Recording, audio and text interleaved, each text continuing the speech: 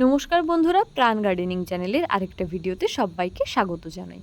বন্ধুরা, ঘূর্ণিঝড়ে গাছের পরিচর্যা বা গাছকে রক্ষা কিভাবে করব ছাদ বাগানের, সেটা নিয়ে আমি একটা ভিডিও বানিয়েছিলাম, কিন্তু অলক্ষ্যে আমার এই দুটো বোগেনভেলিয়া গাছ রয়ে গেছিলো এবং ফলস্বরূপ দেখো গাছগুলোর কি হাল হয়েছে। ঘূর্ণিঝড়ে ওপর থেকে পড়েছে নিচে এবং পুরো রুট বল থেকে আলাদা হয়ে বেরিয়ে গেছে, টবগুলো পুরোপুরি ফেটে গেছে। এই অবস্থায় গাছটাকে কিন্তু আমাদের আবার বাঁচিয়ে তুলতে হলে গাছটার ইমিডিয়েট রিপোর্ট খুব দরকার। তো ইমিডিয়েট রিপোর্ট করতে কিভাবে হবে এবং তারপরে গাছের কিভাবে পরিচর্যা করব সেইটা নিয়ে আমি আজকের ভিডিও বানাচ্ছি। প্রথমেই দেখো, মূল যে কাণ্ডটা আছে, কাণ্ডের সাথে যেসব বড় বড় পুরনো পাতা আছে যেগুলো দিয়ে গাছ খাবার তৈরি করতে পারে, আমি কিন্তু সেই ধরনের যত পাতা আছে সব পাতাগুলো কেটে বাদ দিয়ে দেবো এবং গাছের একদম অগ্রভাগের দিকে যে ফুলগুলো আছে সেগুলো কিন্তু কেটে বাদ দিয়ে দেবো, কারণ এগুলো গাছের ইন্টারনাল অনেকটা এনার্জি খেয়ে নেয়। ফলে কি হয়, গাছটা কিন্তু দুর্বল হয়ে যায়। আর আমার গাছে দেখো মেন রুট বলটা থেকে পুরো গাছটা আলাদা হয়ে গেছে, দু একটা শেকড় লেগে আছে। তো এই গাছটাকে আমি এইভাবে বাঁশের একটা লাঠি দিয়ে পি শেপ করেছিলাম। তো তাই দেখো পাতাগুলো কেটে ছেটে দেওয়ার পরে এরকম পি শেপের রয়ে গেছে। দু একটা যে ডাল বেরিয়েছিল সেটাকে আমি ওই পি শেপ করে দিলাম। তোমরা যে শেপ দিতে চাও সেই শেপই দিতে পারো। যদি দেখো কোনো ড্যামেজ ডালপালা রয়ে গেছে সেগুলোকে কিন্তু কেটে ছেড়ে বাদ দিতে পারো। তো গাছের শেপ কিভাবে দেবে এটা কিন্তু তোমাদের উপর ডিপেন্ড করে।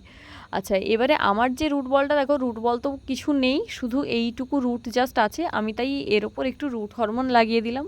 এটা অবশ্যই অনেকটা নিজের মনের শান্তির জন্য, যে না আমি একটু রুট হরমোন দিয়ে বসিয়েছি, গাছটা এবার বাঁচতে পারে। তো সেই ভেবে তোমাদের যদি রুট অনেকের ড্যামেজ হয়ে থাকে সেক্ষেত্রে কিন্তু তোমরা রুটটাকে কাটাই ছাটাই করে মোটামুটি বসিয়ে দিতে পারো। চেষ্টা করবে রুটটা যেন 20% মতো থাকে সেরম রাখার। এবার যদি সেই অবস্থাও না থাকে তাহলে যেমন থাকবে সেই অবস্থাতেই বসাবে।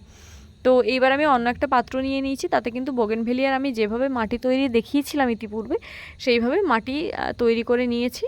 তো সেই মাটির মধ্যে এবার গাছটাকে আমি প্রতিস্থাপন করব। প্রতিস্থাপন বলতে গাছটাকে জাস্ট বসিয়ে দিয়ে সাইড থেকে মাটিটা হালকা করে চেপে দেবো। তবে হ্যাঁ, এই সময় কিন্তু ড্রেনেজ সিস্টেমটা আগে থেকে রেডি করে নেওয়া খুবই জরুরি। নতুন বাগানি যারা দেখছো তারা যদি ড্রেনেজ সিস্টেম প্রপার কীভাবে তৈরি করতে হয় তা দেখতে চাও, আমার চ্যানেলে অলরেডি এই নিয়ে একটা ভিডিও আছে, আমার চ্যানেল ভিজিট করে সেটা কিন্তু দেখতে পারো। তো গাছটাকে মোটামুটি প্রতিস্থাপন করা হয়ে গেছে। এক্ষেত্রে আমি যেটা উল্লেখ করিনি সেটা হচ্ছে মাটির সাথে কিন্তু আমি শুরুতেই কিছুটা ফাঙ্গিসাইড মিশিয়ে নিয়েছিলাম, তাই আমি শেষে যখন জল দিচ্ছি এটা নর্মাল ওয়াটার দিচ্ছি। যারা এটা করবে না তারা কিন্তু ফাঙ্গিসাইড গোলায় জলই দেবে, 1 লিটার জলে 2 গ্রাম মতো ফাঙ্গিসাইড দেবে। দেওয়ার পর গাছটা পুরো 1 সপ্তাহ শেডের তলায় রাখবে, কোনোভাবেই যেন সানলাইট না পায়। তারপর আমরা 1 সপ্তাহ সেমি সাইডে রাখবো এবং তারপর ধীরে ধীরে গাছটা গ্রো করতে স্টার্ট হলে তখন কিন্তু আমরা গাছটাকে। তো বন্ধুরা, এই ছিল আমার ঝড়ে ক্ষতিগ্রস্ত বোগেনভেলিয়ার আবার নতুন করে প্রাণদানের প্রসিডিওর। ভিডিওটা যদি কারো ভালো লেগে থাকে প্লিজ লাইক করো, তোমার বাগানি বন্ধুদের সাথে শেয়ার করো, আর প্লিজ চ্যানেলটা সাবস্ক্রাইব করে প্রাণ গার্ডেনিংয়ের সাথে থেকো। আসছি তোমাদের সাথে খুব শিগগিরই অন্য একটা ভিডিও নিয়ে। নমস্কার।